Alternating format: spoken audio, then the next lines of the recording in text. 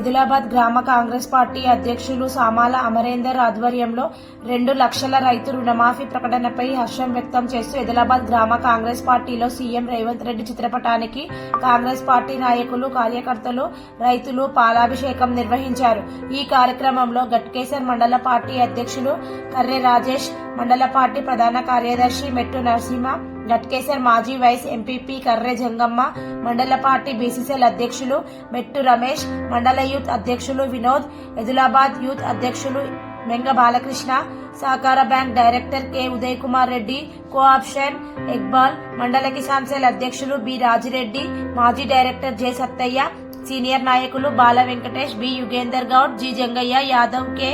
Krishna, B Basavaiah Yadav, K Lakshmaiah, Ashish Reddy, Billa Suresh, కేసీలు, yes Suresh మరియు కార్యకర్తలు పాల్గొనడం జరిగింది.